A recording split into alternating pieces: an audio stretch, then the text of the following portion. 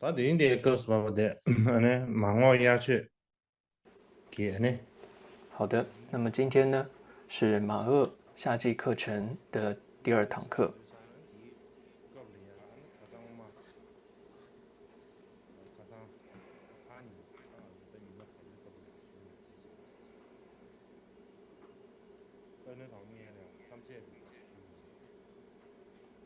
那么首先呢，我们先回顾一下，就是这一次课程的大纲，在第一堂课前天课程中有提到过。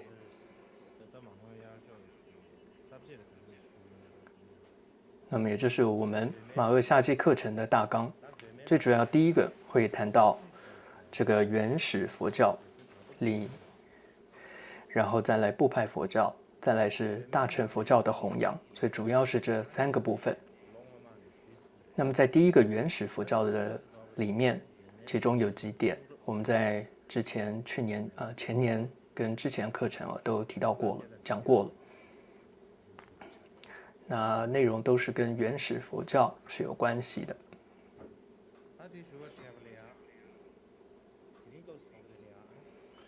所以讲到了原始佛教，那么我们首先今天呢就要接着讲原始佛教里面谈到第一次结集哦，那么就是结集时候所用的语言是什么？第一次结集最主要结集的内容是经跟律，这也是现代的学者们是这样子说的，这跟传统的一些过去的祖师们、大师们说法可能有一些不同。所以我这一次课程，那最主要依据的都是现在的这些学者们他们的这些看法。但有的时候我也会再加上就是传统的这些是怎么说的，所以现代研究跟传统我会结合一起在这里跟大家来讲说。那所以这里呢是按照了现代学者的研究，认为第一次结集最主要的内容是结集了这个经跟律这两个部分。所以在结集经律的时候所使用的是什么语言呢？这是一个很重要的问题。同时一方面这也一直是印度佛教史研究的人们，就这些研究者学者们面对的一大难题。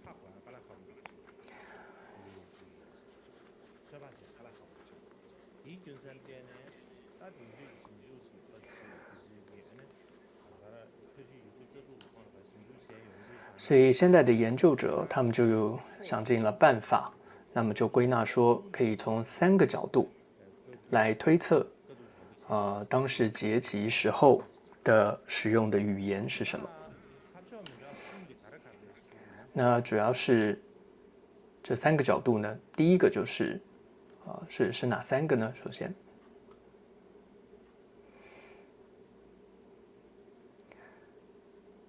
那么第一个就是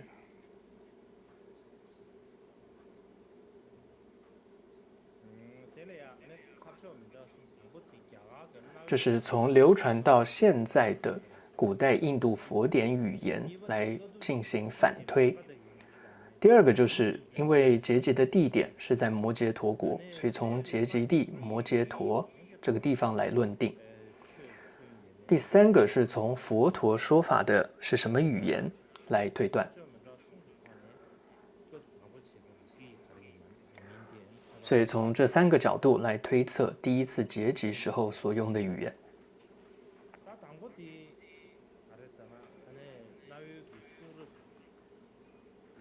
那么首先第一个角度是说从流传到现在的这个古代印度佛典的语言，我们来进行这个反推。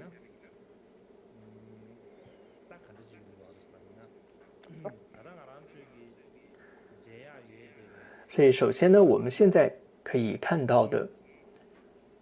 这个阿含类的经典，那大部分都是可以说都是来自这个部派佛教这样一个历史阶段的时候出现的。也就是像圣文18部有这么多的学说部派的那个时代，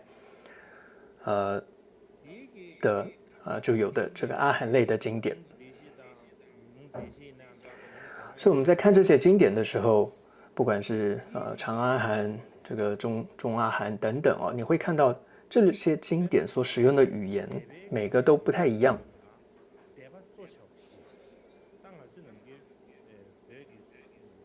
那部派佛教最主要有四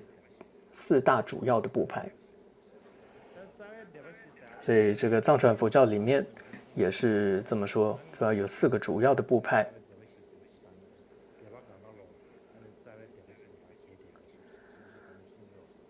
然后会说，其他的部派都是从这4个部派所分出来的。但是呢，在现代学者会认为最主要的部派是2个，并不会说4个。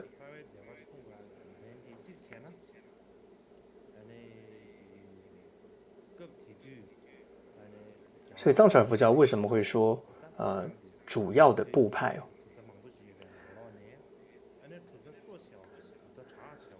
是指说在当时这么多不同的部派学说当中，那么最主要有那4个，所以就以那4个最主要的为依据。但无论如何呢，在现在是以学者的角度来说呢，也认为说部派佛教是有譬如说2大跟4大，但这里首先他们也认为说有4个大的主要部派。首先第一个部派就是大众部，它主要盛行在印度的西南部，叫做摩诃次陀国这个地方。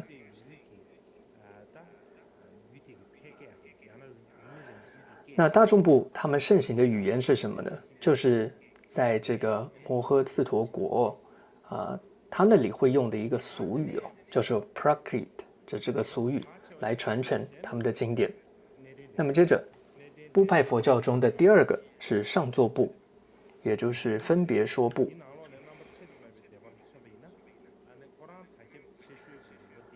那么它最主要发展的地方是在西印度，叫做苏拉塞纳，也叫做周格衍那这个地方。他们是以那里为中心来开展他们的教派。他们的经典语言呢，最主要是派夏奇语，它是属于西部的，当时印度西部的一种语言。再来4大部派中的再一个叫正量部。那么正量部呢，是在印度一个叫做马土拉的这个地方，它最主要是在印度的西部。然后在马土拉这个地方呢，也有叫摩偷罗或者是摩偷罗或者马土拉这个地方，它最主要的有就当时的叫苏罗梭这个地方的一种语言，一种俗语来传承他们的经典。那4个部派当中最后一个叫做说一切有部，它最主要是在印度的西北部，所以可以说就是西北印度最主要就是加湿弥罗这个地方。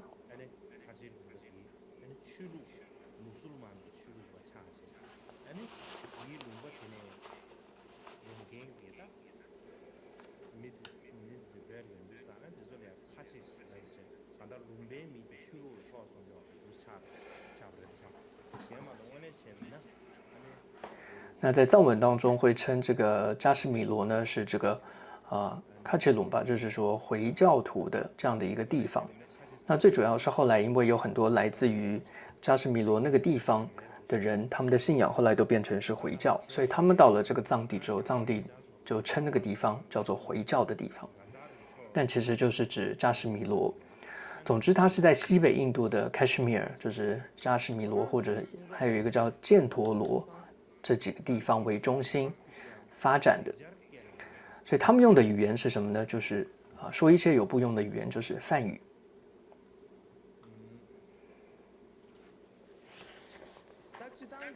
대바 시부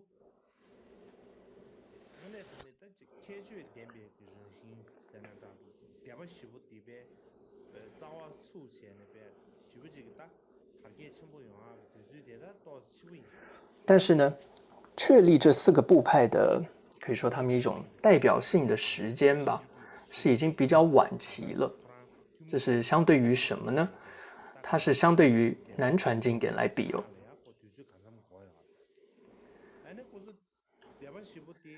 所以意思是说呢，这4个部派哦，它经过很长时间成为那个特殊的，他们有特殊代表性的一个部派，这样经典的一种语言形态之后，那是比较经过很长时间了嘛。但是其实呢，他们的这个语言形态呢，应该是不如南传经典的那个巴利语来的古老。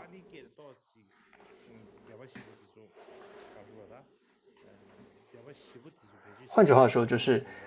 巴利语哦，南传经典中的巴利语是比这4个部派，经典的这种语言形态啊，还来得古老。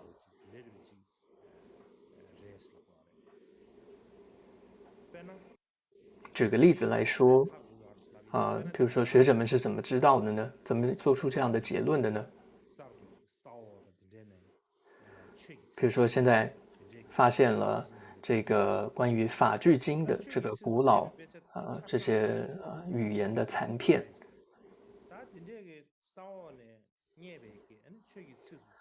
就将这些发掘出来的法句经的古语的残片，跟这个梵语跟巴利语的相关语言去对照，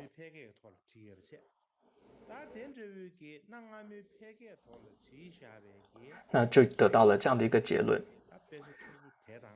那最主要法句经的古老的这个语言呢，是一种白话，一种俗语，一种白话语。所以将这个语言跟譬如说梵语、巴利语的相关语句，那当然法句经有梵语跟巴利语等等，来做对照之后，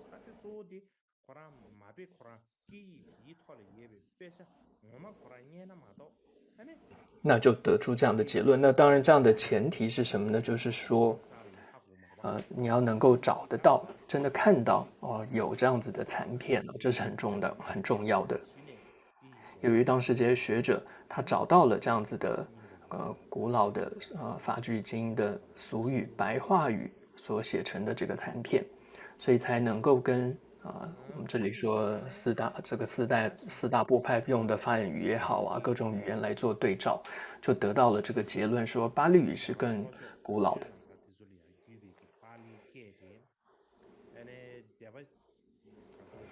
那么这里所以就谈到了巴利语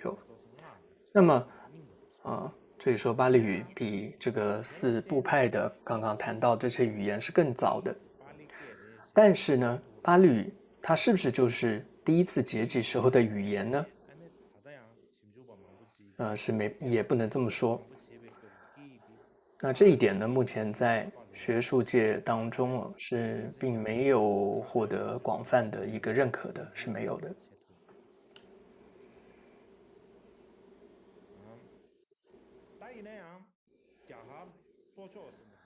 那么，但是呢，我们看到了南传佛教，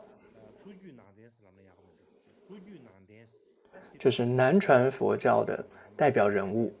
所以南传佛教就是指像斯里兰卡呀，或者说是这个泰国啊等等，这是所谓的南传佛教。那在南传佛教当中，最重要的一位代表人物就是5世纪中的叫做觉音论师，叫做布达国萨觉音这位大师，他是一位很重要的一位大师。那么他的著作当中主张巴利语呢是摩羯陀语，也就是摩羯陀国使用的这个语言。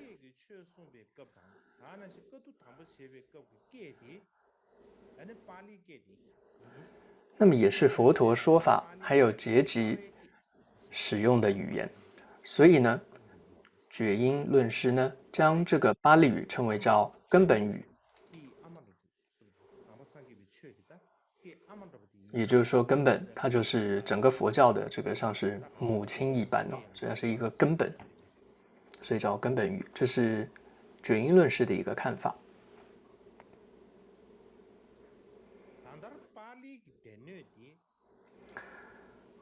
那么由于这个巴利藏哦，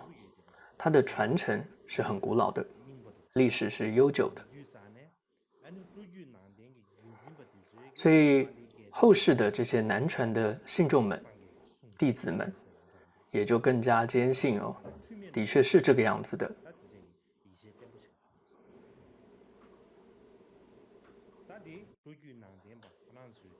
所以这是南传佛教哦，他们传统的一种说法。但是呢，现代的学者，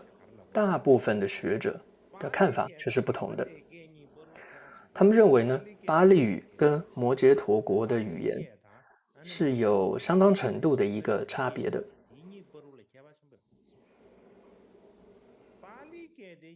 他们认为呢，巴利文、巴利语哦，是一种西部的一个方言，就是印度西部的一个方言。所以他们认为这个巴利语跟摩羯陀语哦是完全不同的。从地理上来看，它也是两个不同地方所使用的语言。还有一些学者的看法是，他们进一步认为哦，当时呢，是谁将佛法传入了斯里兰卡呢？这是由摩悉陀，叫做马欣长，我们说他是阿育王的儿子，是由他呢将佛教传入到斯里兰卡。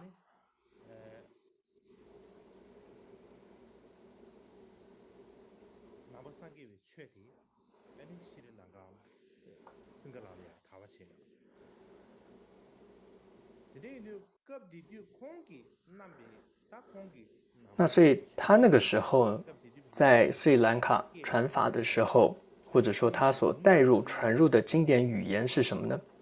是他的母亲的家乡的方言。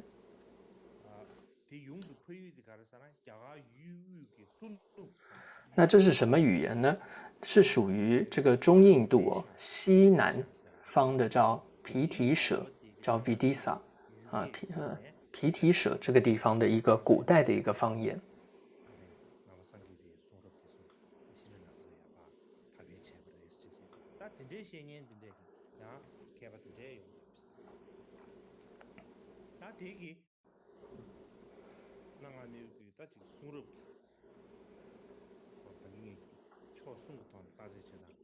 所以呢，这是第一点哦，就是说到底第一次结集的语言是什么？这是第一个，从流传到现在的这些古代印度佛典语言来反推。再来，我们讲到第二点，就是从结集地，就是摩羯陀来论定。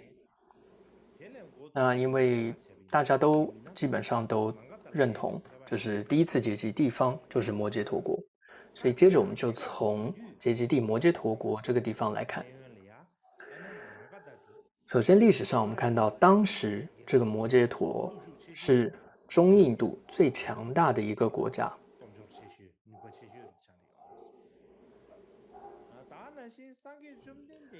而佛陀呢，当时一生当中最主要弘法的地方，也就是中印度。然后，而且呢，我们说结集它发生的地方也就是摩羯陀国。所以大多数的研究者们都认为，第一次结集所用的语言就是古代的这个摩羯陀语。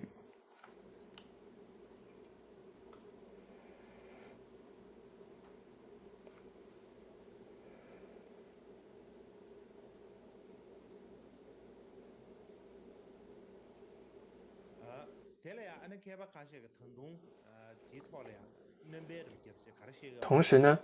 有些学者还附带的提到就是他们根据了现在发现的这个在印度东部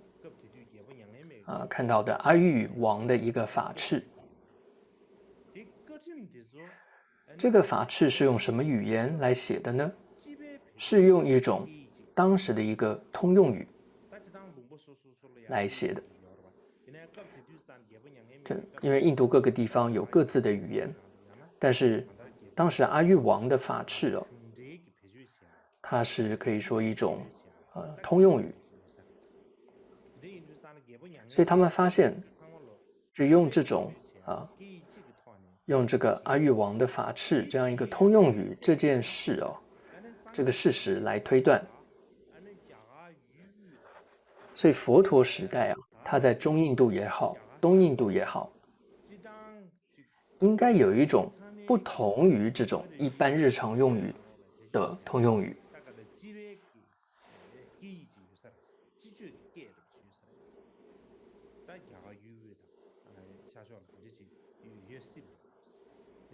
那个语言是什么呢？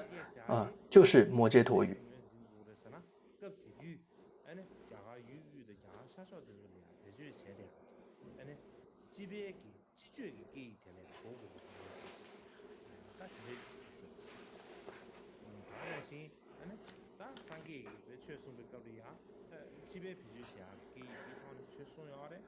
所以呢，佛陀当时用这种语言说法，就是摩羯陀语，这种一般用语说法。所以呢，结集用的语言呢，也就是这种语言，就是古代的摩羯陀语。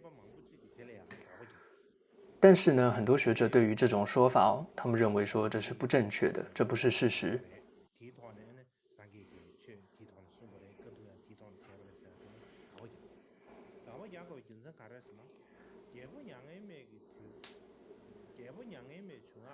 原因是什么呢？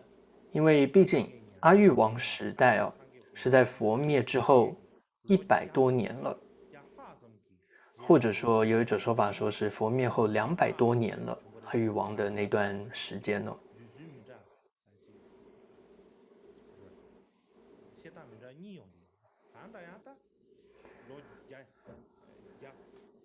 所以总之有这样100多年的差别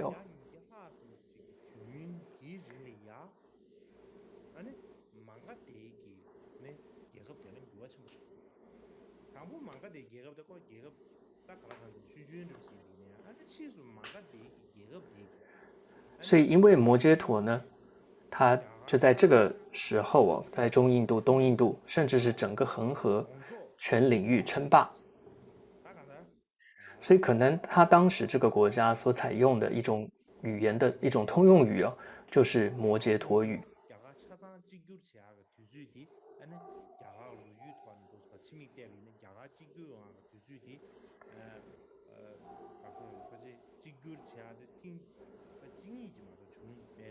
所以我们看印度历史，其实它整个统一印度的时候就只有几次，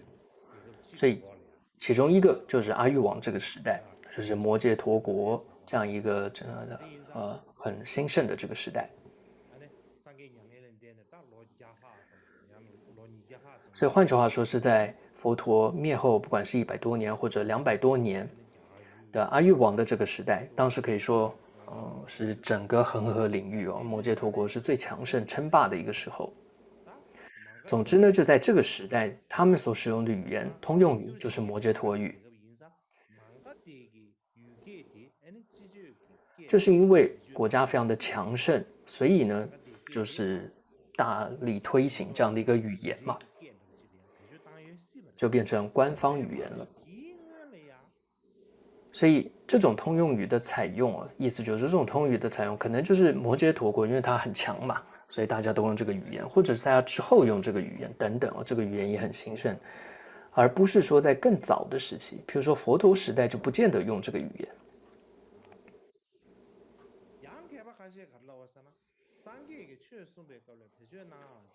还有一种说法呢，就是说佛陀说法当时所说的语言并不是古代的摩羯陀语，而是古代的一种语言叫做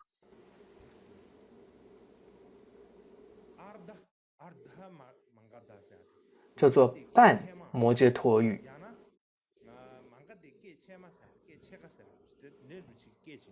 有这种语言吧？这是一种一半的半啊，半摩羯陀语。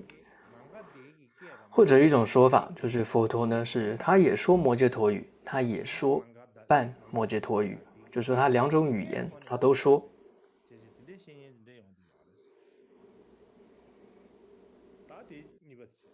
所以这是第二个从结集地来推论。然后第三个就是说从佛陀他说法的语言来推断。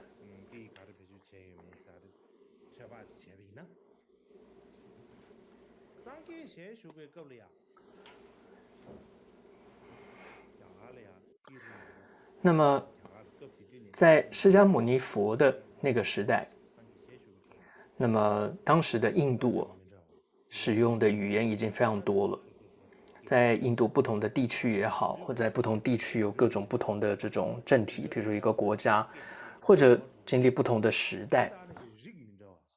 还有不同的种姓或者阶层，他们所说的这个语言都不一样的。比如说所谓不同种姓阶层，像有婆罗门或者说刹帝利等等，他们的这个语言都是不同的。譬如说像婆罗门、刹帝利这种所谓的高种姓，他们所说的语言叫做雅语，也叫做梵语。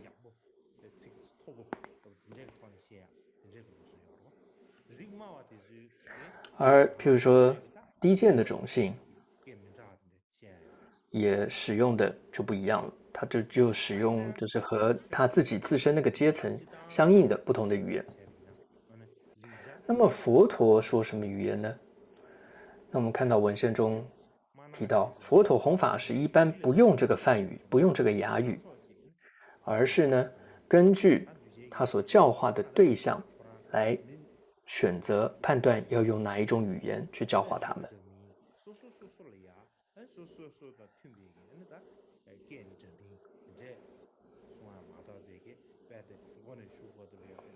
所以佛陀并不是从头到尾他都用梵语在说法，并不是的。所以在很多的经典当中，我们看到了证据，譬如说在阿含经当中就有经文这个显示哦。那什么是阿含经？我之后会再解释。就总之，在这些经文当中有显示说，当时呢，佛陀有呵斥这些比丘们，试图就是说统一用一种语言来说法，这样的一个意图它是呵斥的，不允许的。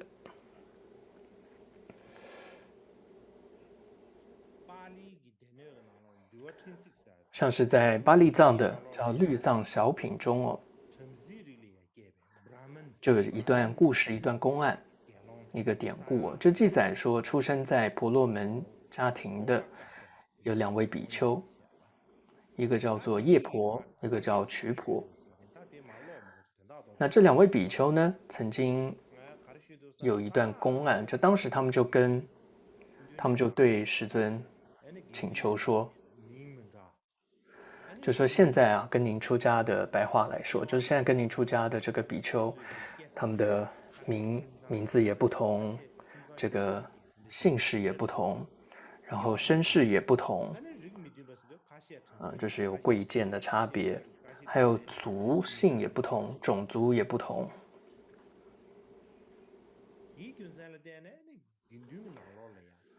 所以这些比丘们，如果以他们各自的言辞来阅读、来讲说、来讨论佛法的话，那么就会玷污了佛陀您的这个教法、您的语言那因为这2位有这样子请求的比丘是婆罗门嘛，是高种姓的，所以他们大概认为其他那些低贱种姓的语言都不算一种语言了，所以他们就跟师尊说，他们就有一个请求，希望呢，我们所有人呢都能够将佛陀您的语言呢转为这个雅语，换句话说就是以后所有佛法的教学、讨论、念诵都应该要用梵文来进行，所以他们就这样请求了。但是接着呢，这个佛陀呢听了之后，他就大力的呵斥了他们这2位比丘。佛陀当时就说：“你这诸愚人呢，就你们这2个笨蛋。”白话来说，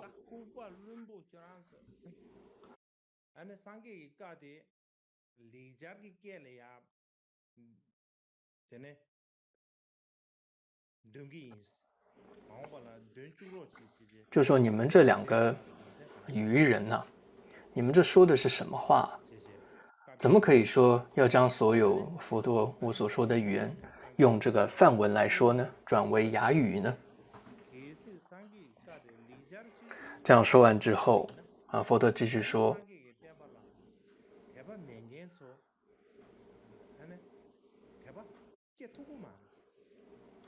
他说，如果这样来做的话，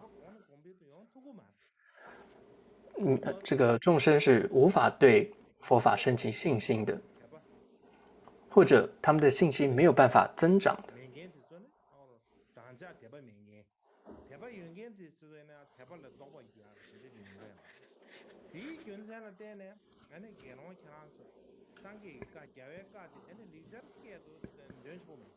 所以呢，佛陀当时就说：“所有的比丘们，你们不能将这个佛语转为雅语，意思就是说，你不可以用梵文来讲说、来念诵这个佛法。如果这么做的话，就是恶作，这是不行的，是有罪业的，是有罪的。”然后接着说：“诸比丘，你们要用各自的言辞来学习佛语。”同样呢，在一部叫《毗尼母经》中呢，也这么说。他的原文是：“佛告比丘，我的佛法中，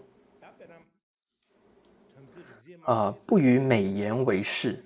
但使义理不失，是无益也。”也就是说，我的佛法这些美言呢，也就是所谓像梵文啊这些的唱诵啊，那些诗词啊，那些或者说像吠陀他们那种唱诵，他们会这样有音调的高低起伏，手有时候还会这样子有动作，好像在总之他们会有这种唱诵的歌咏的方式哦，这种所谓的美言。佛法中注重的不是这个。而最重要的是要不失去这个义理，就是佛法中的义理，这才是最重要的。而且毗尼母经这里也提到，佛陀接着说，要随诸众生因语合因而得授语，因为说之。也就是说，众生平常他是用什么语言说什么样的，用什么样的语言话语，我们就应该这样子去讲说，或者他就应该那样子去学习念诵佛法。那这里谈到我们说这个雅语或者是梵语，它是一个很难的一个语言，你需要这个有受过教育的人才可以学的。当时可以说是这种很少数的，只有高种姓的婆罗门他们才懂，那其他很多种姓的人是根本不懂这个语言的。所以如果说首先要学习佛法前，首先要学会梵文的话，那么是不可能的嘛。所以这是我推测当时为什么会这么说，是有这样的一个原因的。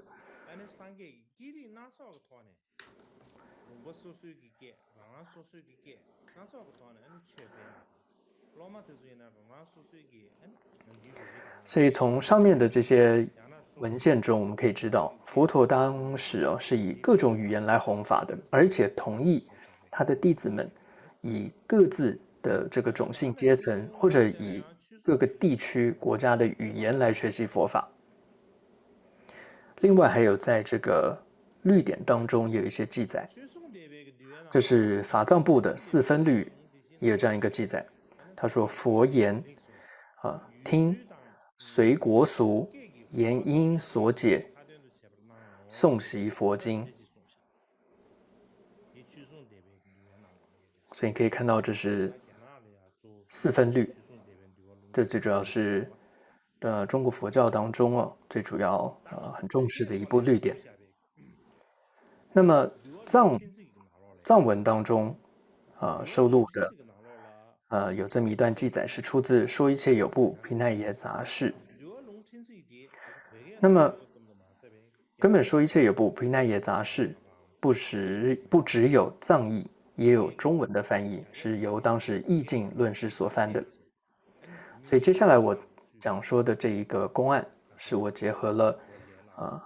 这个汉文还有藏文里面的这个故事然后来说的。意思呢两种译本的意思大同小异总之有一次呢，佛陀的弟子这个舍利佛尊者，他们在这个舍卫城，他当时为2位婆罗门这个剃度出家，一个叫做牛兽，一个叫做牛主。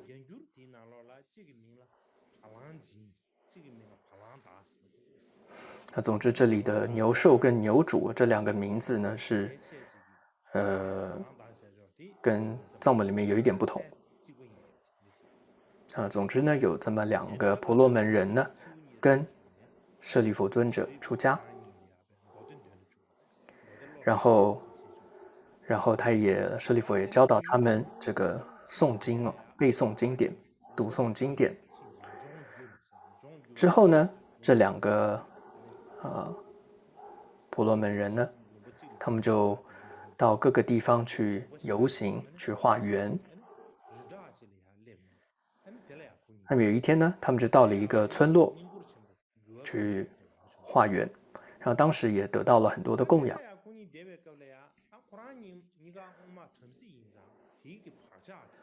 然后后来他们就留在那个村落里。那由于他们是婆罗门人，所以他们就懂得这个婆罗门的这种歌咏唱诵的这种方法，就像是一些吠陀的一些唱诵法等等，所以他们就用了这样的唱诵法来读诵他们的佛经。那过了不久之后2位当中有一位呢这个染病，就突然就身亡了。那另外一位呢非常的伤心难过，结果难过到呢他过去所背诵的那些经典都忘了。那因为忘了，他就背不下来，他就没办法这个念出来诵出来。所以一般我们会说诵经的诵不是说把经典放在前面看着念，那个叫读经。诵经的意思它主要是背诵的。所以总之这个比丘呢，这位僧众他就太难过了，因为他一个朋友过世了圆寂了，所以呢他就所有以前背诵都忘了。总之呢最后呢他又回到了这个舍罗伐城，就是舍卫城。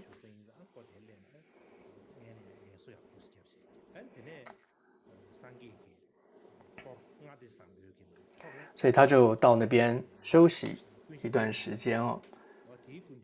那么他就当时接着就到了一位尊者，叫做焦成如尊者，阿若焦成如尊者前面去求法，就是请求他传授他这个经文。那当时因为没有这种文字嘛，所以他就必须要到一位尊者前请求他教授。所以这位呢焦成如尊者就教导他，他说好的，我会为你念诵，我会为你背诵出来。但听完之后呢，这个僧人他就对这个焦成人说，尊者啊，你所念诵的这个经典这个念的文字上也有错误，而且声韵也是不怎么样。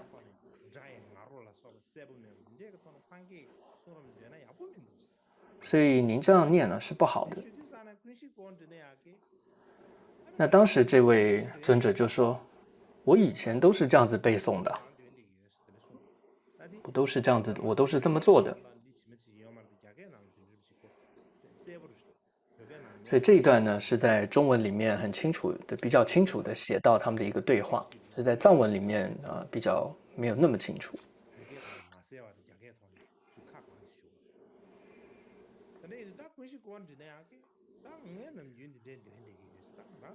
所以这个赵纯如尊者就说：“我以前就是这么背诵啊，那我也不会其他的背诵方式了。”所以总之呢，这位僧众呢，他就拜诵之后礼拜之后辞行到其他的这些尊者前，比如说最主要有9位啊，像马胜啊、巴陀罗啊、大明啊等等等等这些，因为他就觉得这位赵纯如所背诵的不怎么样，所以他又去其他的这个尊者前去求法，去。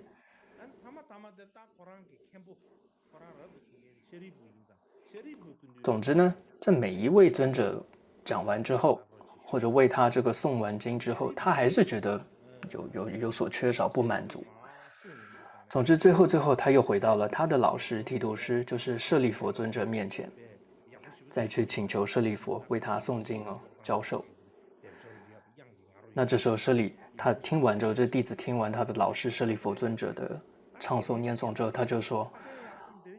哇，这个您这个唱诵的真好啊，背诵的真好，其他的那些尊者背诵的都不对，都有错误的。那非常谢谢您这样。”但这时候呢，舍利弗尊者又骂他了，他又是说你这个愚痴人哦，是你自己不会背诵，其他那些尊者他们都是念诵的都正确，是没有错的。那些大德都是没有错误的。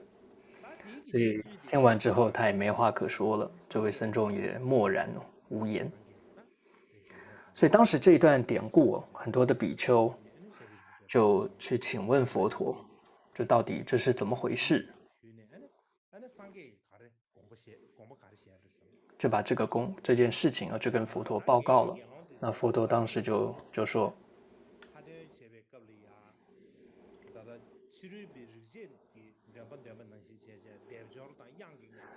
我的比丘们诵经的时候，如果是用了像婆罗门那种梵文，或者说吠陀这种长签音韵来做歌咏唱诵的话，这是有过失的。所以总之呢，未来的比丘们不应用这种歌咏的或者引这种声调的方式或者说这种吠陀唱诵法来诵经是不可以的。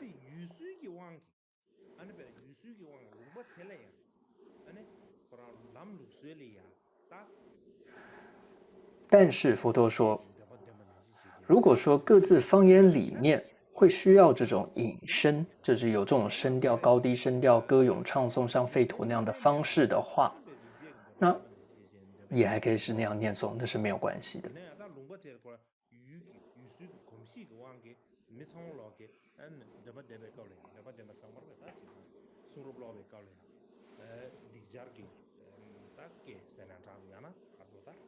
所以这佛陀这么说了这么一段就是说，总的来说，就是比丘们是除了特殊情况是才可以念这种像吠陀唱诵的方式去诵经背诵的。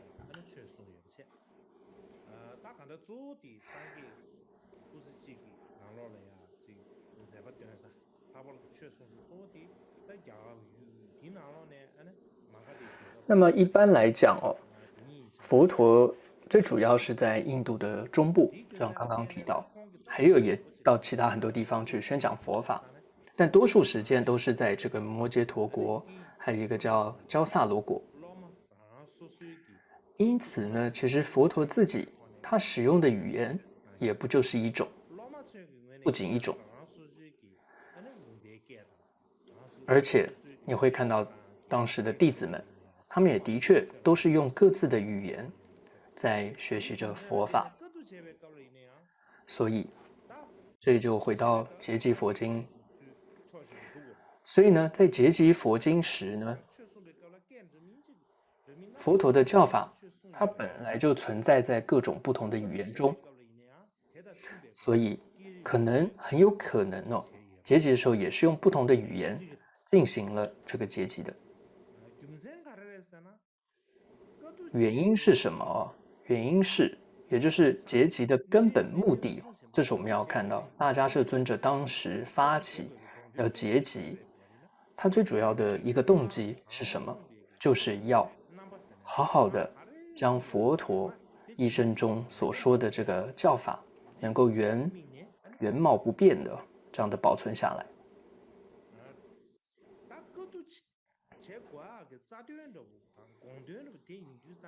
可以说一种原汁原味的保存下来。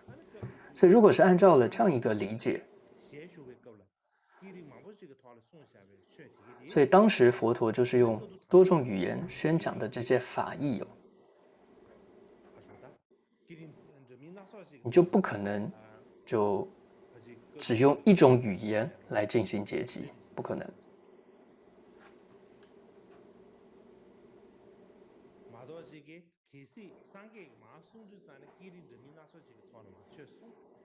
因为如果说你看佛陀是用不同语言说法，结果结集只用一种语言来结集的话，但其实这么做的话，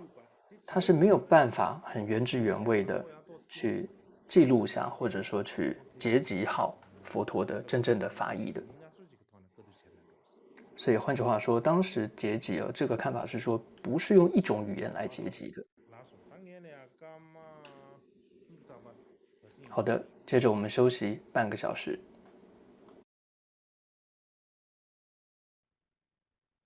说到下面啊，所以好的，那么接下来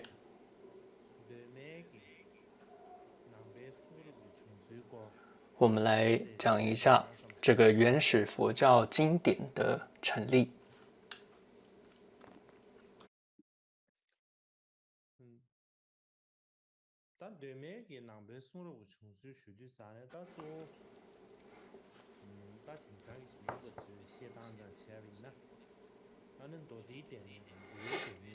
那么，原始佛教经典的成立，也就是经藏和律藏的形成。去年的课程，就是说上一届的课程当中，我们介绍了第一次结集的一些情况。那么具体来说，就是结集的成果有什么？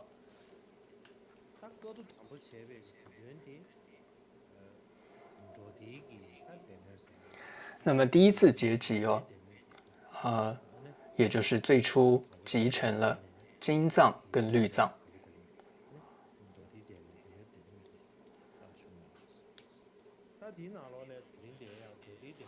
也就是最开始那时候将经跟律结集起来，那慢慢就形成后来的经藏跟律藏。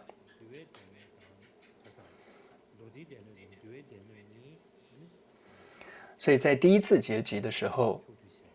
我们说最主要结集的就是一般说三藏当中的经跟律。那么至于论藏，就算当时有结集，但最多也就是一个雏形。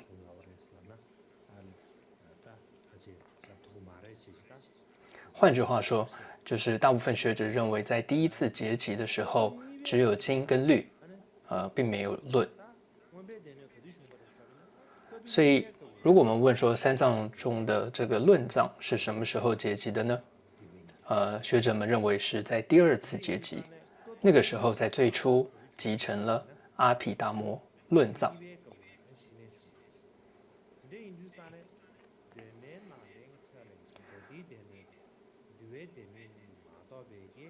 所以换句话说，在这个原始佛教的这个经典，最主要就是经跟律这两个部分。那个时候还没有论藏。所以首先呢，我们要先来谈一下经的这个部分。经藏的这个部分。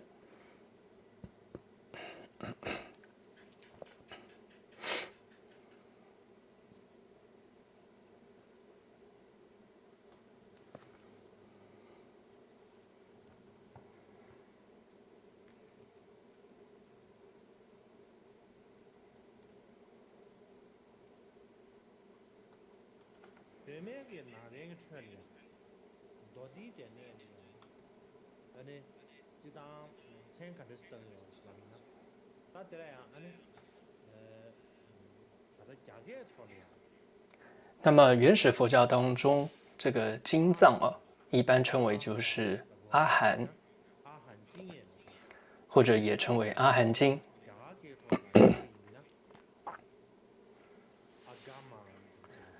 那当时这个印度的语言就是叫阿伽玛，所以有的时候音译呢也叫做阿吉摩。那么它的意思就是阿含，它的意思是什么呢？就是有传来或者传承于。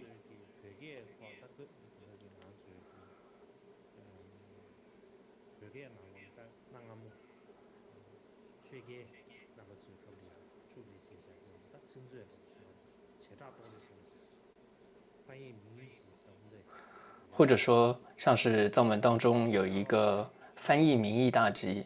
当中哦，就将这个阿含翻译成就是藏文翻译叫龙。它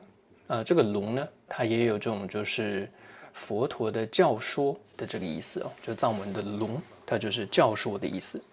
所以换句话说，也就是说传承于这个佛陀的这个教法教说。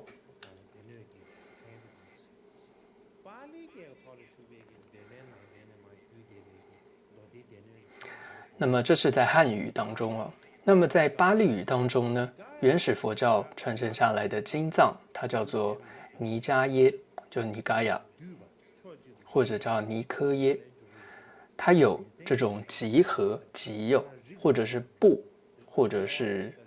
类这样的一个意思。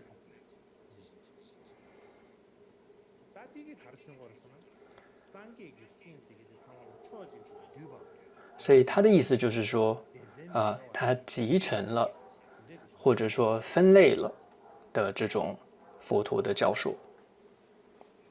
有点是这种丛书的这样的一个意思。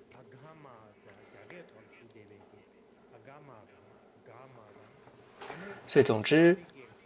汉语当中的阿含，或者是巴利语当中的尼迦耶，那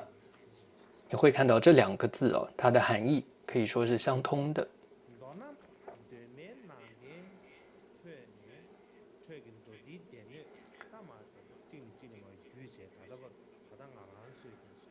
所以，这个原始佛教中的这个经藏哦，流传下来现存的最主要有两个部分。就我们现在还可以去听闻、思维跟修持的，有两个传承。一个就是巴利文的这个，还有再一个就是汉文的，就是巴利文的尼迦耶、尼科耶，还有汉语的阿含经。那么这两者主要的特点和区别是什么呢？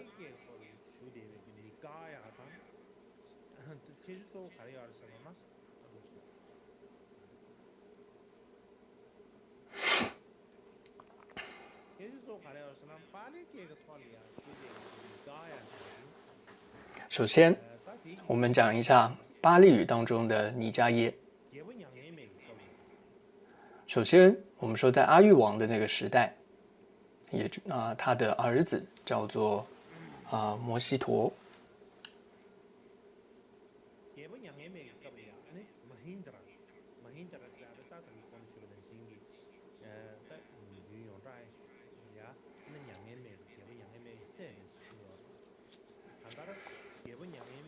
那当时就是由他这位马hinda阿育王的儿子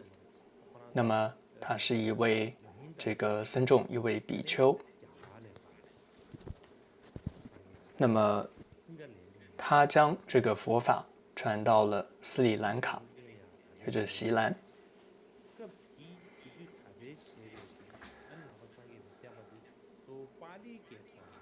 那么当时这个整个佛法的传递是用巴利语。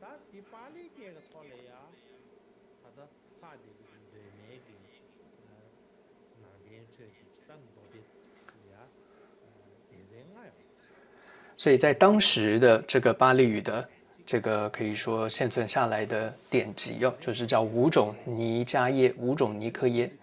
也就是长部、中部跟相应部，还有增支部，还有小部总共这5种尼迦耶巴利文保存下来。那这5部可以说典籍吧，就是斯里兰卡，也就是锡兰佛教的一个最根本依据的这个圣典。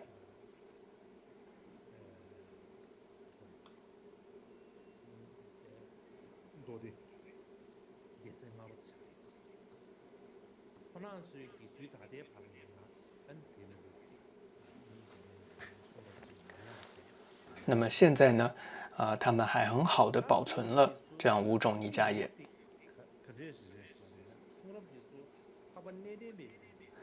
而最主要这个法，它是传承自哪一个部派的呢？它是属于上座部。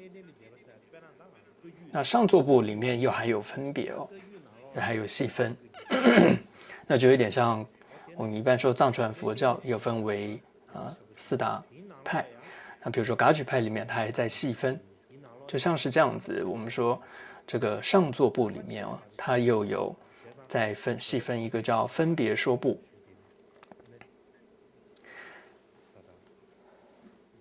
所以当时由马欣扎这位比丘阿育王的儿子传到了斯里兰卡的这个佛教的这些圣典，它是传承自这个上座部当中的分别说部的。所以这是日本学者平川章他的一个见解。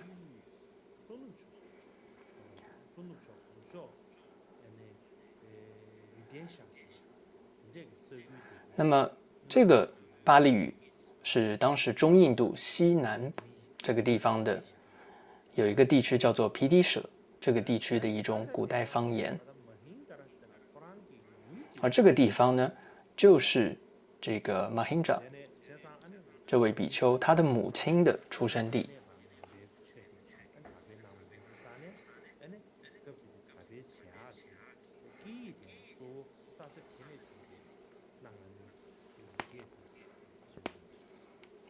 所以在当时的这个传到了锡兰的佛教，用的也就是这个语言。接着呢，我们看一下汉译的这个《阿含经》。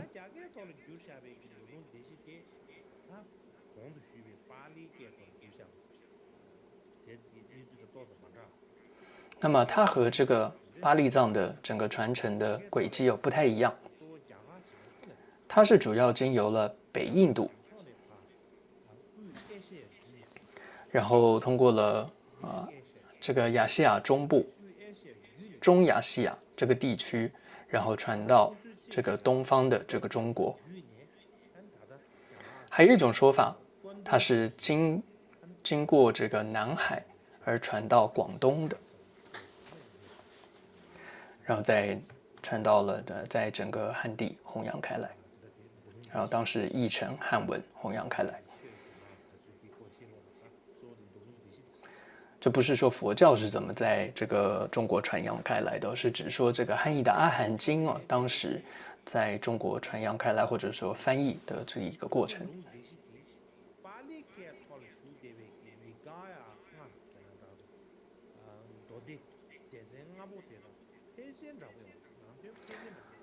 那这个汉译的《阿含经》和巴利文当中的5种尼科耶大致是差不多的，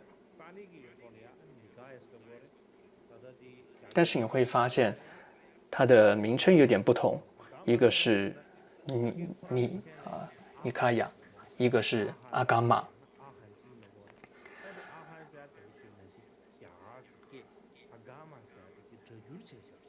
所以这个阿含呢，就是阿伽玛这个名称的一个音译。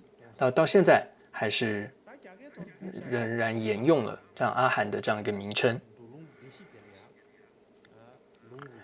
那总之呢，在汉译的阿含经里面呢，主要有4部，也就是长阿含、中阿含、杂阿含跟增一阿含这4个。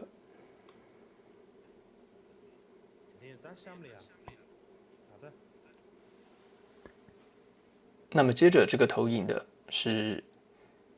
现存的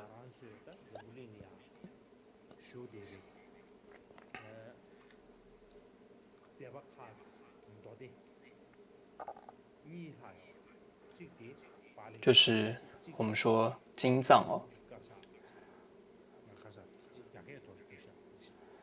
的2个传承，一个是巴利文的，一个是汉译的阿含藏，这2个的内容。首先呢，就是巴利文里面的巴利5部，叫尼科耶5部，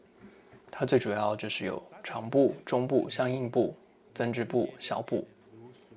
那么首先长部呢，它里面有3品，然后有34经。然后再一个呢是中部，它有15品，有152经。那么其中呢98经跟汉传是完全一致的。再来第3个是叫相应部，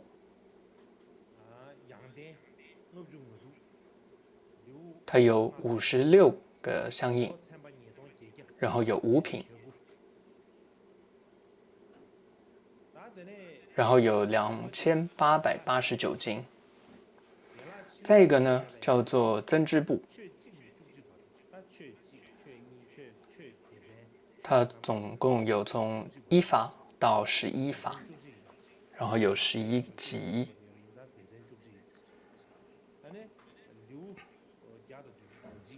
有171品，203经。有一种说法是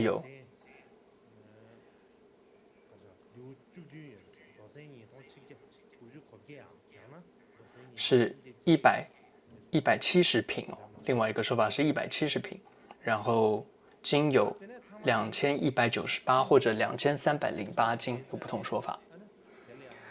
再一个呢是小部，它是有15经，这个是巴利文当中的5部大概的内容。那么再来是汉译的阿含、4阿含。那么第一个是长阿含，有22卷，有30经。然后说这是属于法藏部的一个传承，它是瑶琴那个时代的佛陀耶舍，还有和一位叫竺佛念共同翻译的。再来第2个呢是中阿含，那么有60卷，然后是有222经，它是属于声闻18部当中的有部，它是由这个东晋的叫瞿昙僧伽提婆他所翻译的。接着是杂阿含，有50卷，1362经，它也是属于这个说一切有部，它是这个南朝宋这个求那跋陀罗他所翻译的。那这些刚刚谈到的这些译者，他们都是大部分都是印度人由他们所翻译到中文的。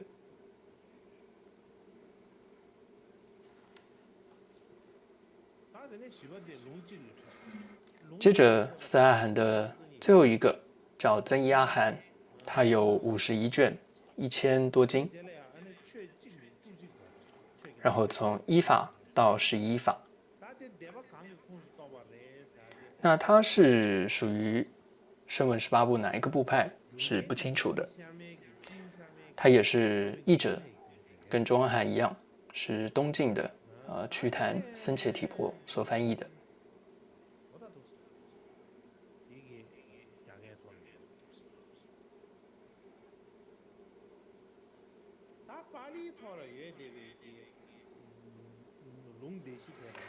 所以可以看到巴利当中的这个经藏，就是巴利五部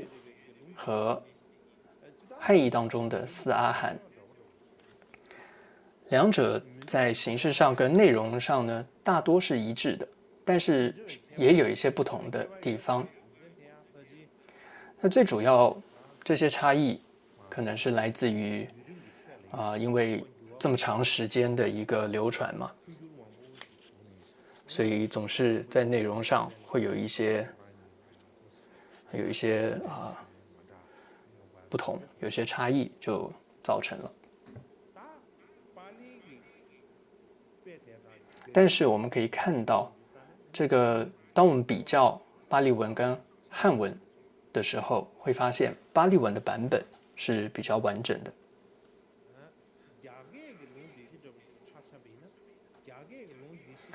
那么汉译的版本，也就四阿含，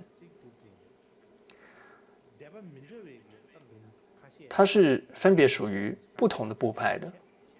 换句话说，就是一个部派的版本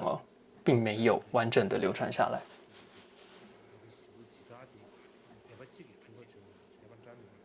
也就是说，四阿含就我们刚刚有看到，譬如说长阿含是属于法藏部，中阿含、杂阿含属于有部等等。所以会看到它的每一个阿含是属于不同的部的，所以并不是在某一部当中很完整的整理出或者是翻译出所有的阿含，并没有，不像是巴利五部。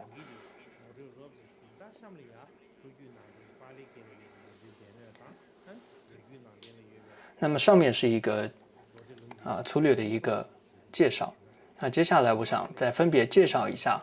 南传的这个巴利文经藏，还有汉传的阿含经。首先我们讲一下这个汉传的这个阿含经。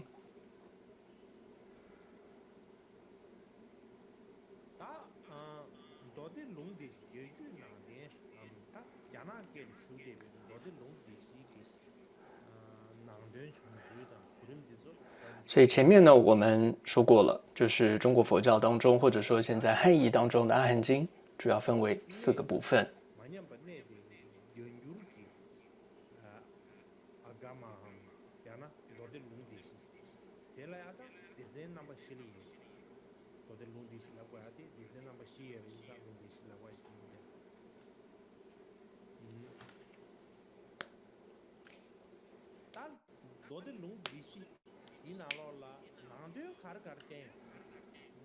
那么，所以这4阿含，那当中主要说了一些什么内容呢？首先，第一个是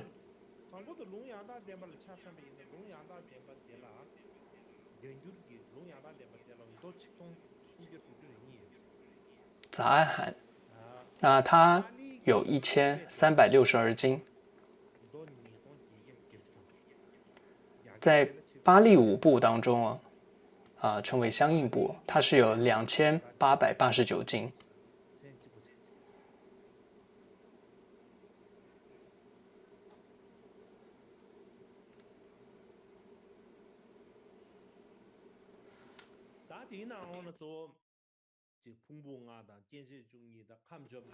那这里面主要谈到了，比如说五蕴还有像是12处18戒等等这些内容，还有也谈到了很多实践的一些内容，比如说4念住、4正断、4整足、5根5力、7等觉知、8成道支等等。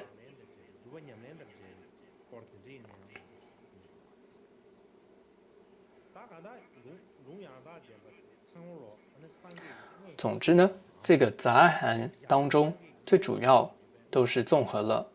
结合了佛陀所说、亲自说的，或者说由他的亲传弟子所说的这些内容。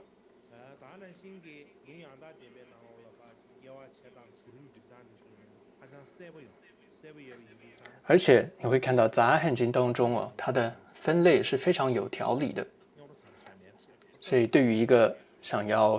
比如说习禅的人哦，是很方便的。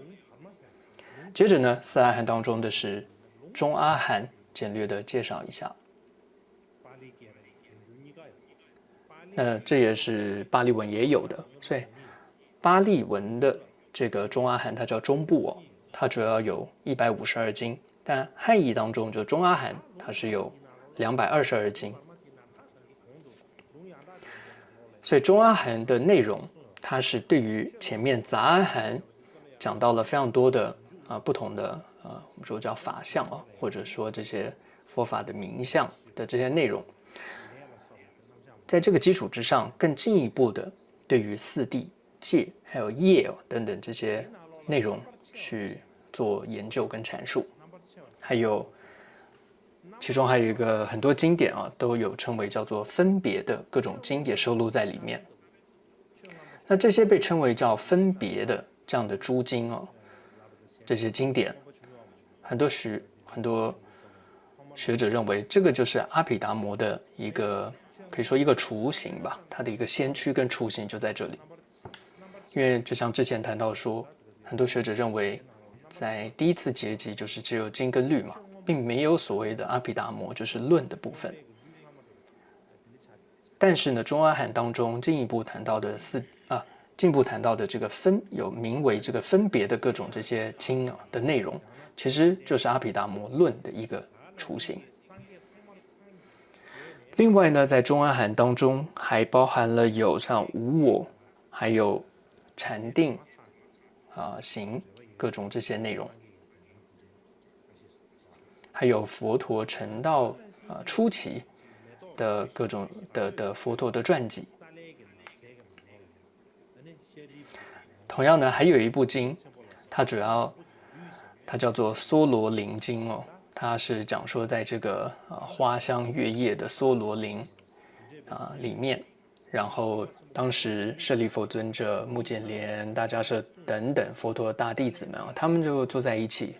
对谈法义，然后内容就是怎么样观察跟修持第一义或者说圣义的这样子的一个内容，叫做梭罗林经。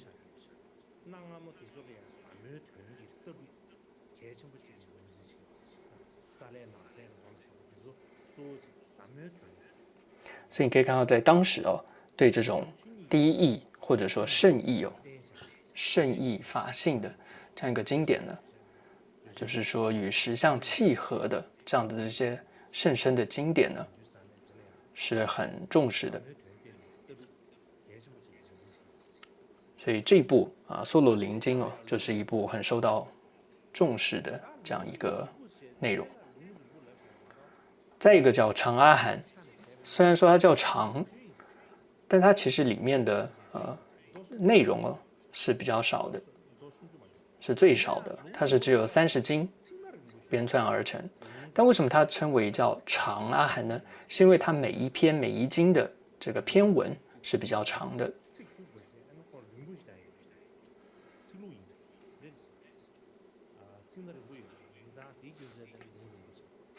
所以呢，它称为叫长阿含。那长阿含当中主要有什么呢？有像是当时他这个批评佛陀当时批评外道学说的梵网62件经，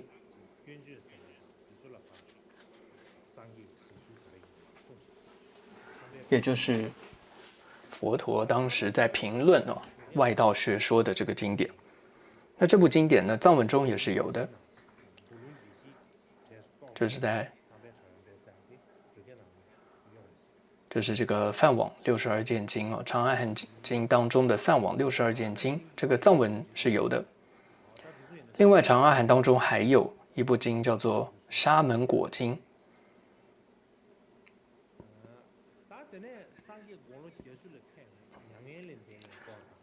还有呢，就是佛陀80岁入灭。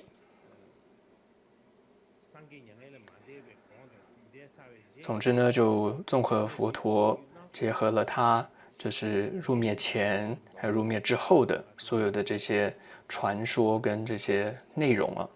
就结集成为叫《大般涅盘经》等等。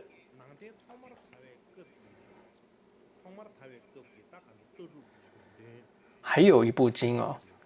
它可以帮助我们看到初期佛教的精神是什么的，叫做《大圆方便经》。它也收录在《长阿含》里面。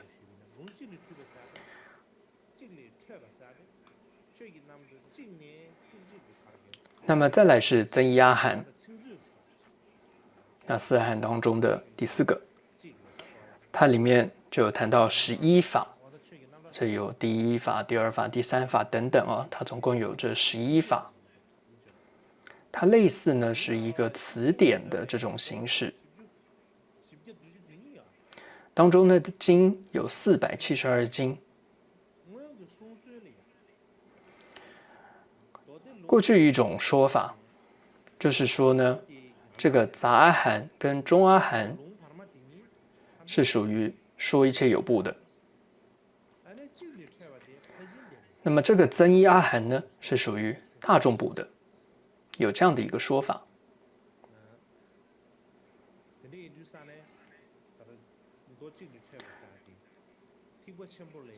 所以这一部增一阿含呢，因为它是大众部的，所以它对于后期这个大乘是起到了很大的一个影响的。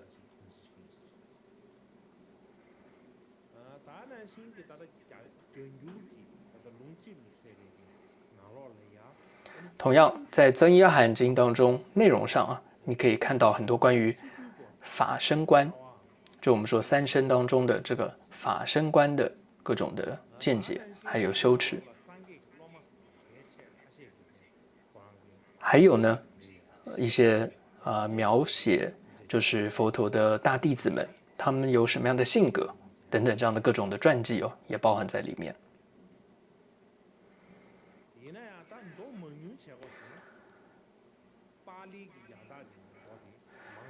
但是从经数上来讲，经典的数目上来说，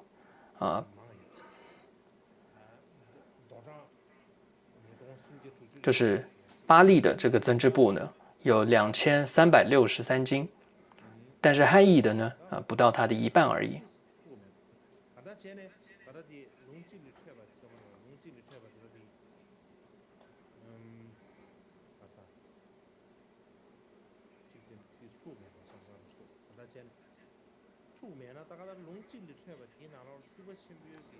总之呢，巴利的增支部它的内容上来看并没有包含大乘的思想。但是我们刚刚说，在汉译的增一阿含里面，它是有这个大众部的，譬如说有大乘的一些观念在里面的。那这里面刚刚讲这段内容，大致是这样，可能有一些出入吧。那些明天有机会再补充。以上呢就是4阿含大致的一个内容。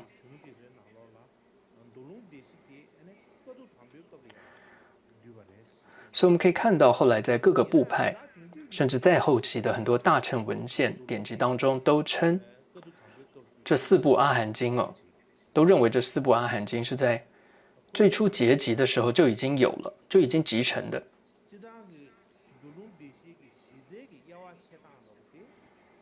但是现代一些学者并不轻易认同这种说法，他们大多的认为是这个基本分类并没有在最初的结集中就形成，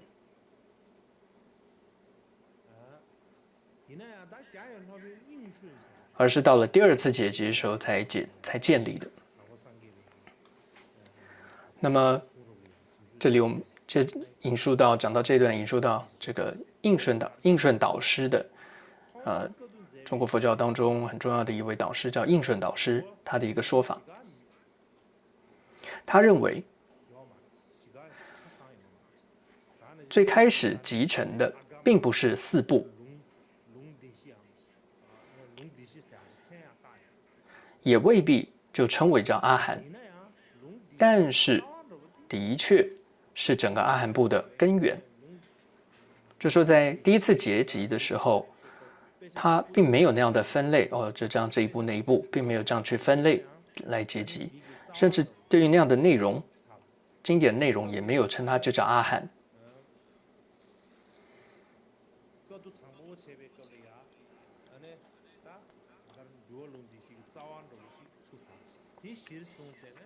而是呢，在这第一次结集的对于经典经的这个结集的原型上，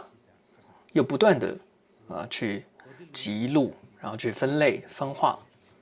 然后最后呢，才形成了这样的四阿含。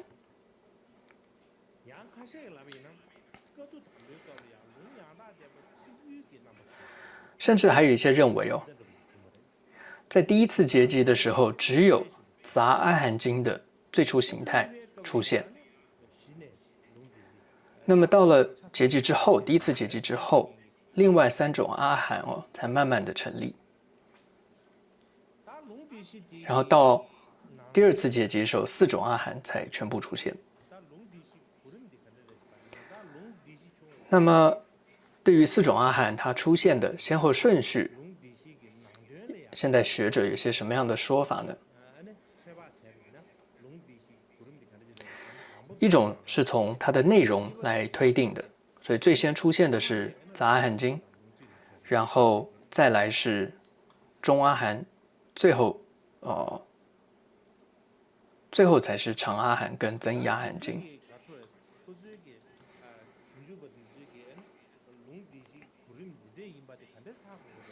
他们是基于什么样的原因做了这样的一个推论跟假定呢？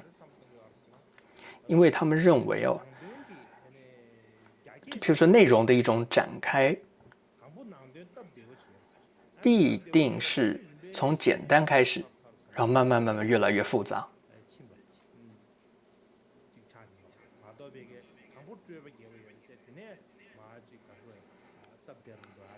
所以它不会一开始内容不会一开始很复杂，说的很复杂，然后慢慢说的越来越简单，不会。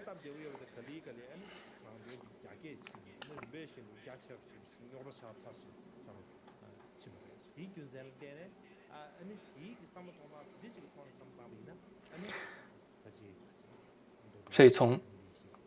这个顺序的假定哦，就是由内容是由从简单到复杂来推定的。所以像这个著名的台湾的这个圣严法师哦，那么他也在这个佛教的各种著作学术研究上啊有非常大的贡献。这样一位大师，他已经圆寂了。那么圣严法师在他的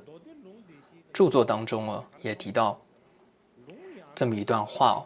他就说。他说：“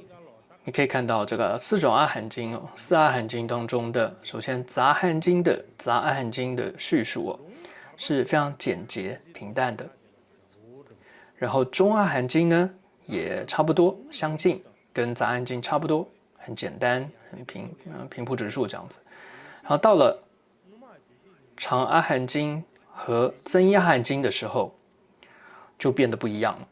就不像是前面2个阿含那么的简单简洁，而变成是非常的这个漫长，而且也不像前面的那样的平淡，而变成它形容叫很归齐了。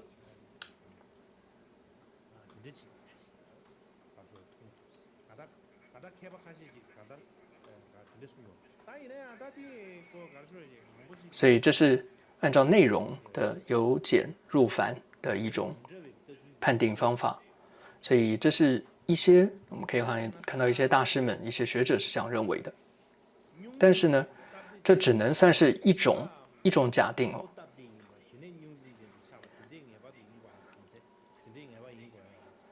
因为不一定都是从简单进入到复杂，因为有的时候可能复杂跟简单是并存的，就内容上来看，甚至呢，也说从复杂到简单这样的内容也并非是不可能的。比如说刚开始说的非常的复杂，慢慢归纳到最后一个简单的结论，也是有可能的。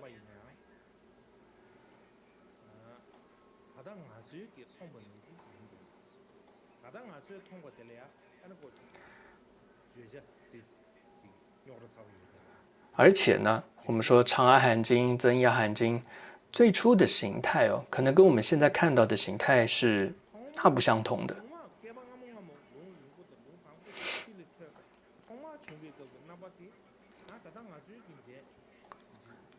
因为经过了这么长的时间，就最开始结集时候的那样的长阿含经、增亚含经的内容，跟我们现在看到哦已经分类好的、归纳好的所谓的长阿含经跟增阿含经，可能内容是形态是完全不相同的。所以为什么不可能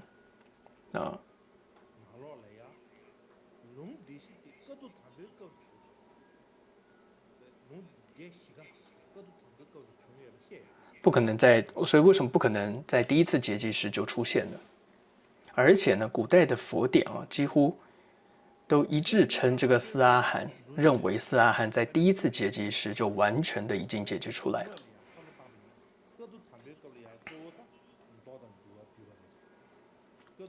事实上哦，我们看到从在第一次结集哦，主要着重在结集经跟律；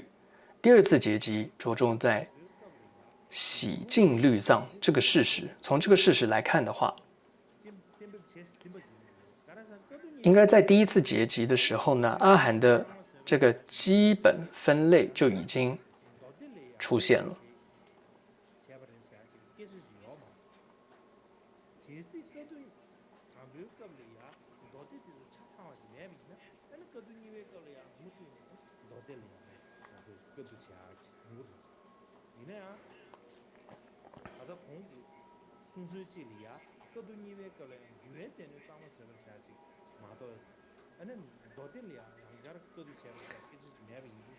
所以，所谓的第二次结集重在洗净律藏这个事实，你就可以推测说，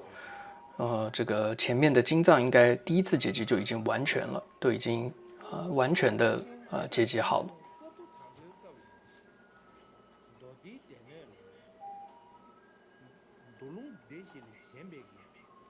同时呢，我们这里还必须要指出一点，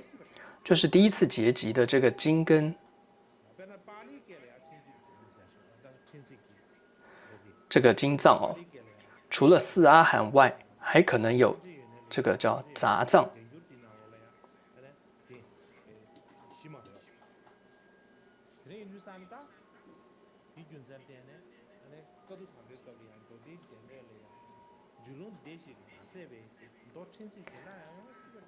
所以第一次结集的时候，就是除了四阿含之外，可能还有杂藏的。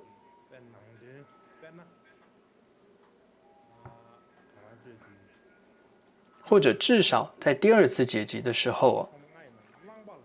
还收集了第一次结集遗漏的一些内容，譬如说由婆施婆尊者所传下来的这个内容。所以从这样的一个记载来看，这个杂藏其实应该在第一次结集的时候也都已经有了。因为说是第一次结集遗漏的这个内容嘛，所以杂藏应该在第一次结集的时候就应该有了。所以不只有四阿含都完全了，而且还有杂藏。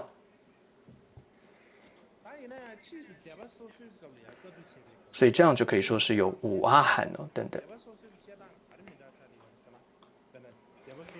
不过呢，到了就是以后部派佛教的阶级当中，这个具体的分类哦，又有一些不同改变。譬如说，你看到大多数的部派都承认有五阿含，但是说一切有部只认为有四阿含，他并不认为有独立的这个杂藏。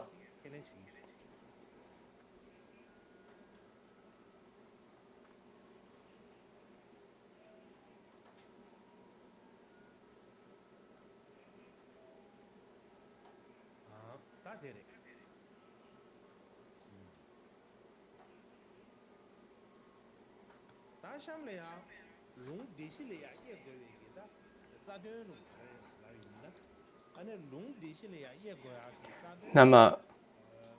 接着我们看一下阿含的分类原则。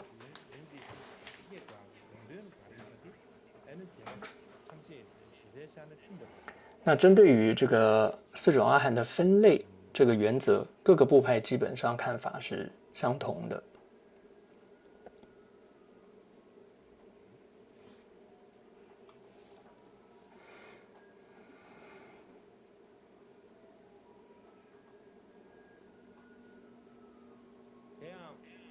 对广播听不明白，就是那个是那个啦，他说讲解他们说的，配信的，根据配信的比较少。譬如说，我们看到在大众部的摩诃僧祇律哦，它就摩诃就有谈到说，它是依据什么原则来分这4阿含的，就不照着念哦。它主要的意思是说，三个嘛，送下来缺，就是个疼，大疼给那么大没掉了，对呢，用养大点，平常了做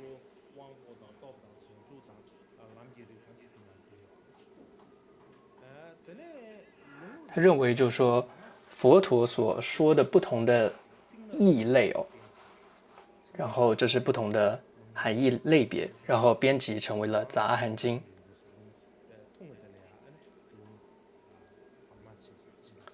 其中呢，包含了根、利、觉、道等等这些内容。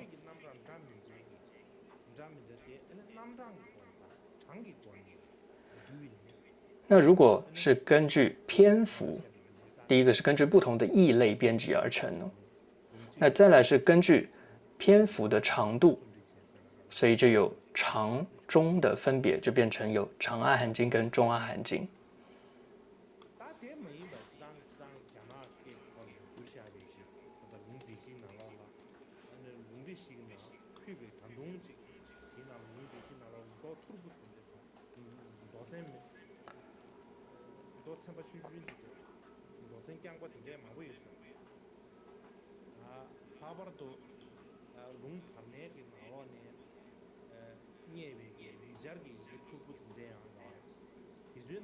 然后根据这个数类哦，数目的分类，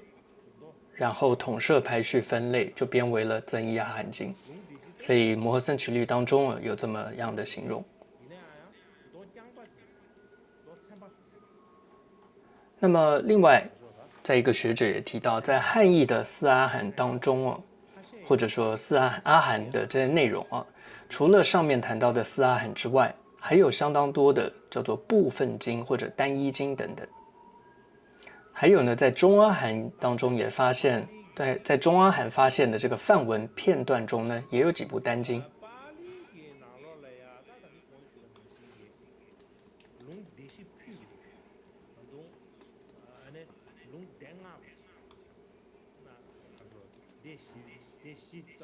那么接着我们看一下，这是刚刚是阿含的分类原则。再来我们看一下巴利的经藏的一个简介。所以巴利的5部哦，就是除了这个汉译的4阿含，就是4部之外，作为第5阿含这个小部经哦，现在也很完整的流传了下来。那么以下同以给大家看一下这巴利5部的内容。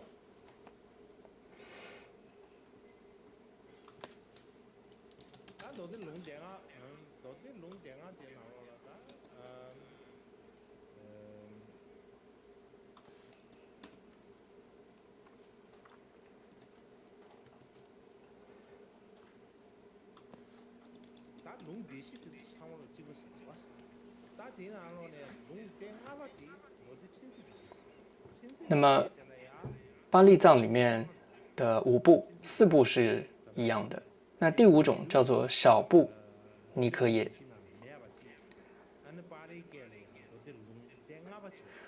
那这是串集起来的这样一部典籍，它主要有下面15篇的内容，所以就是投影出来的这15篇内容结集起来的，叫做小部尼科耶。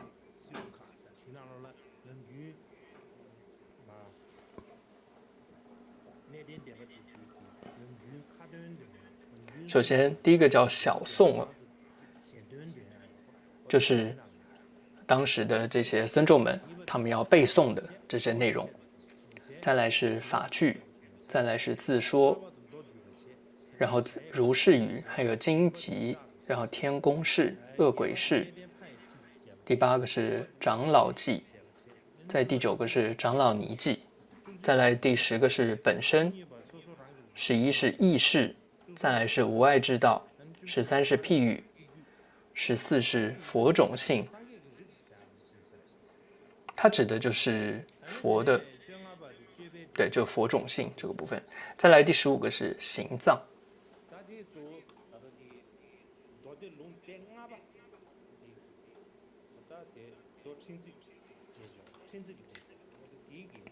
所以这15篇呢是这个巴利5部当中的第5个，叫做小部尼克耶的这个内容。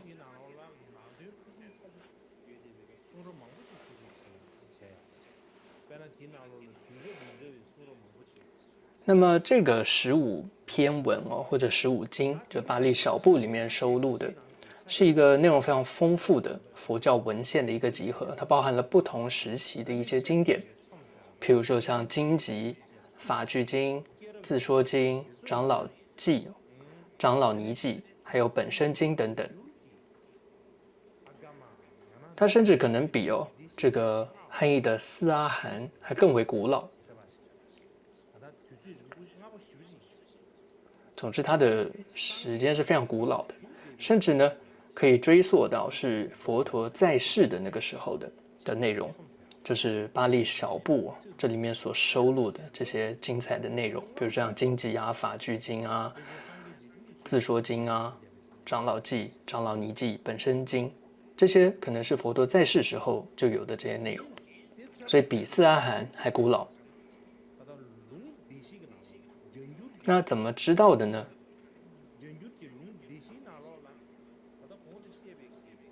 因为呢，在汉译的四阿含中，还被就是刚刚谈到这些内容，这些经典，就是巴利第5部小部收录的这些经典，甚至还被这个汉译的四阿含中的一些经文所引用。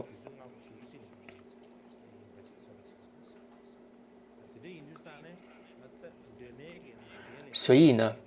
对于研究原始佛教来说，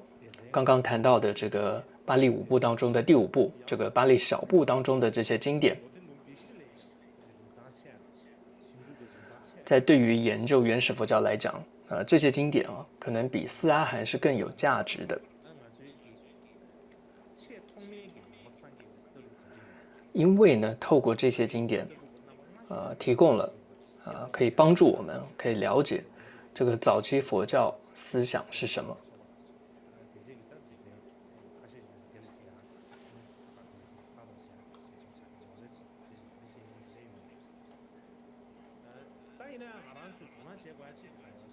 但这里我们要值得注意的一点就是，汉译佛经当中呢，其实也找得到跟这些巴利古老经典相对应的一些内容。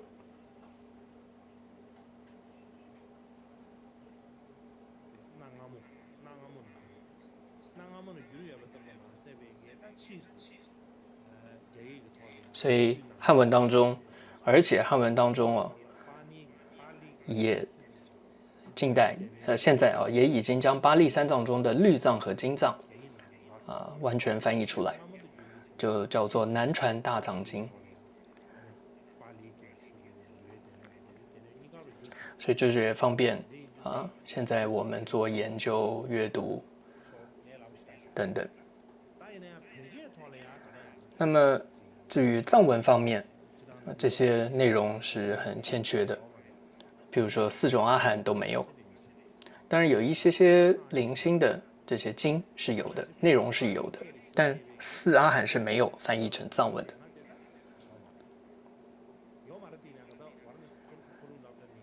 那也没有所谓的这个巴利的五尼克耶。但是现在呢，在 Varanasi 的这个大学正在翻译阿含中的长部等等这些经典，所以因此我相信未来也应该我们会有幸能够读到这个巴利语佛典的这个藏文译本的。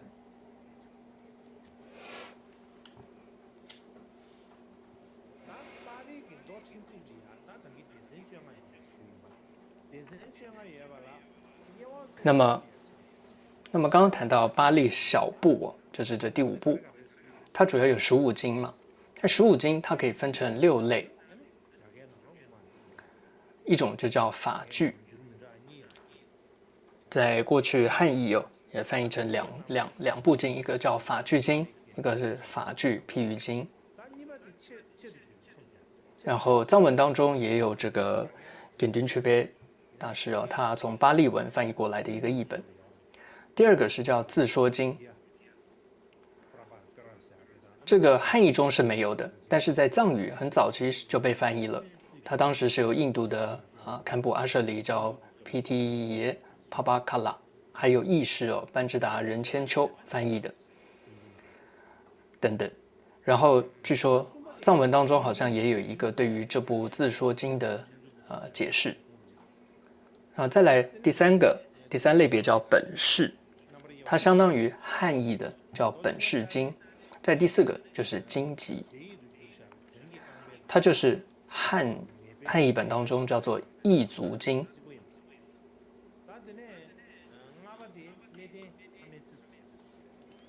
再来第5个是长老尼记，这个汉译中是没有的。在第6个是本身，就相当是汉译当中的身经。